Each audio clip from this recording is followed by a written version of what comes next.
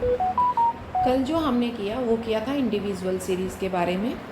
आज हम करेंगे सेकंड टाइप ऑफ सीरीज़, जो कि हमारी क्या है, डिस्क्रीट सीरीज़ है।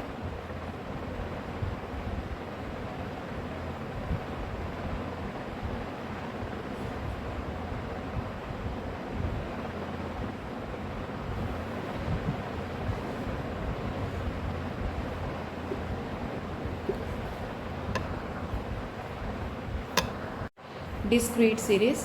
अब हम आज इसमें देखेंगे कि डिस्क्रीट सीरीज़ में हम अपना मीन कैसे निकालते हैं। अब यहाँ पर सिर्फ हम अर्थमेटिकल मीन की बात कर रहे हैं, अभी तक हमारा यही टॉपिक चल रहा है, अर्थमेटिकल मीन। कोई और टॉपिक मैंने अभी नहीं स्टार्ट किया है। अभी कल जो मैंने करवाया था वो था इंडिविजुअल सीरीज़, और आज जो मैं करवाने जा रही हूँ वो है आपका डिस्क्रीट सीरीज़। तो डिस्क्रीट सीरीज़ में जो मीन है उसको भी निकालने के आपके दो मेथड हैं।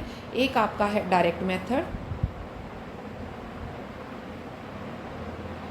और दूसरा आपका है इनडायरेक्ट मेथड।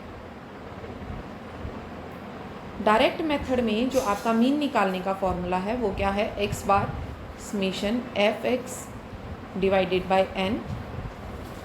और इसी तरीके से जो इनडायरेक्ट मेथड है उसमें आपका जो मीन निकालने का फॉर्मूला है वो है आपका x bar is equal to, क्योंकि जब भी इनडायरेक्ट मेथड की बात होती है तो हमें अपना शॉर्टकट याद आ जाता है, और उस शॉर्टकट का मतलब मैंने आपको बताया था, शॉर्टकट का पहचान जो है वो आपकी ए से होती है। तो मीन जहाँ पर आपका एज्यूम मीन आ जाता है तो वहाँ पर आपका summation f d divide by n. देखो जो लास्ट आपने इंडिविजुअल सीरीज़ किया था उसमें वैल्यू ही सिर्फ x होती थी, तो आप summation of x divide by n करते थे और उसी x को आप d में कन्वर्ट करते थे। यहाँ पर आप summation d divide by n करते थे। लेकिन अब इस क्वेश्चन में आपकी फ्रीक्वेंसी भी आ जाती है, फ्रीक्वेंसी आती है जो कि आपकी डिस्क्रीट सीरीज़ को इंडिविजुअल सीरीज़ से अलग बनाती है, रिप्रेजेंट करती है। तो इट मीन्स आपने अब यहाँ पहले तो ये देखना है, क्योंकि डिस्क्रीट सीरीज़ को मैं बहुत अच्छी तरह से आपको लास्ट जो वीडियोस थी उसमें बता चुकी हूँ, और ये भी बता चुकी हूँ कि डिस्क्रीट सीरीज़ जो है वो इंडिविजुअल से कैसे जनरेट हुई है, और डिस्क्रीट को हम इंडिविजुअल में कैसे कन्वर्ट कर सकते हैं, और इंडिविजुअल सीरीज़ को डिस्क्रीट में हम कैसे कन्वर्ट कर सकते हैं। अब यहाँ हम उन चीज़ों को डिस्कस बार बार नहीं करेंगे, यहाँ सिर्फ हम एक छोटा सा एग्जाम्पल लेकर इन दोनों फार्मूलों को अप्लाई करना ही सीखेंगे। तो जैसे फॉर एग्जाम्पल मान लो आपको क्वेश्चन में वो क्या बोलता है, क्वेश्चन में वो बोलता है कि कैलकुलेट द अर्थमेटिकल मीन, और आपको क्वेश्चन दिया हुआ है, आपके पास वेजेस दी हुई हैं रुपीज़ में। तो आपकी वेजेस जो रुपीज़ में है इसको आप एक्स से रिप्रेजेंट कर दीजिए, उसी तरीके से जैसे कि मैंने आपको पीछे बताया था कि लेट कर लीजिए कि जो एक्स है उसको आपने एज अ वेजेस लिया है, और जो नंबर्स ऑफ वर्कर है उनको आपने एफ से रिप्रेजेंट किया है। तो जो वेजेस है उसको आपने एक्स से किया, 10 है, 20, देन 30, देन 40 एंड देन 50। इस तरीके से आपने ये वेजेस ले ली हैं, और इसी तरीके से इसमें आपका फ्रीक्वेंसी है एफ है, जिसको कि आपने क्या है, नंबर्स ऑफ वर्कर हैं जिनको आपने उसमें रिप्रेजेंट करना है, नंबर्स ऑफ वर्कर्स में नंबर्स ऑफ वर्कर हैं। तो इट मीन्स अब बात आती है जो फ्रीक्वेंसी मीन कहने का है कि जिन वर्कर्स को 10 रुपये वेजेस मिलती है, ऐसे आपके पास टोटल 4 वर्कर हैं।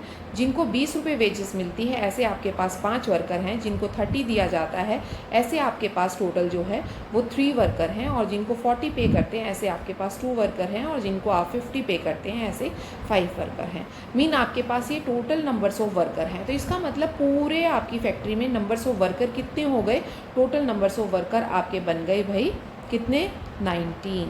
तो इसको आप n कह दीजिए, या अगर आप इसको समेशन ऑफ f कहेंगे तब भी कोई दिक्कत नहीं है, क्योंकि ये f का ही टोटल है और समेशन जो है वो टोटल को रिप्रेजेंट करता है। तो जो हमारा ये फॉर्मूला होता है, इसमें जो हम ये n लिखते हैं, इसके साथ अगर हम समेशन ऑफ f भी लिख दें तो कोई दिक्कत नहीं है। इन दोनों का मीनिंग एक ही होता है, अलग से कोई मीनिंग नहीं होता है, ठीक है। तो अब बात आती है, क्योंकि देखो अब हमने क्या किया, यहाँ तक कर लिया।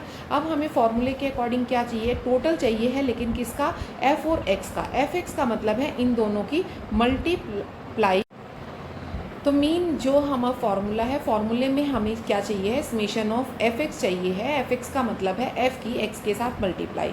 अब आपके पास क्वेश्चन में एक्स भी है और एफ भी है, अगर हम इन दोनों की मल्टीप्लाई कर देते हैं और तो हमारे पास क्या चीज़ आ जाएगी, यहाँ पर हमारा एफ एक्स हो जाएगा।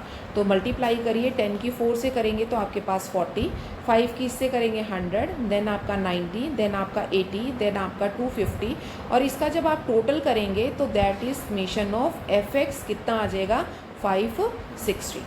ठीक है, बस यही तक आपको क्वेश्चन करना था। यही तो क्वेश्चन करते ही अब आप अपना फॉर्मूला रखिए, और फॉर्मूले में जैसे ये आपका फॉर्मूला है, इस फॉर्मूले में आपने इस वैल्यू को पुट किया, ये आपकी कितनी आती है 560, और समेशन ऑफ f अभी आपने यहाँ निकाला था वो कितना आता था आपका 19। तो जब इस 19 को आप इससे डिवाइड करेंगे तो आपकी वैल्यू आएगी 29.47। तो ये आपका क्या आ जाएगा, मीन आ जाएगा। अब आपका ये मीन तो आ गया, लेकिन ये किस मेथड से आया है आपका, ये मेथड से आया है आपका डायरेक्ट मेथड से। लेकिन अब बात करेंगे हम इनडायरेक्ट की। इनडायरेक्ट मेथड जो कि आपका सिर्फ एज्यूम मीन से ही स्पेसिफाई होता है। तो सबसे पहले हम एज्यूम मीन को लेट आउट करेंगे। तो एज्यूम मीन बेसिकली आपका कहाँ पर लेट आउट होता है वो भी आपको बता दिया जाए। एक्स में ही आपका एज्यूम मीन माना जाता है, आप कहीं एफ में इसको मानो ऐसा नहीं है, आपने सिर्फ एक्स में ही इसको लेट आउट करना है।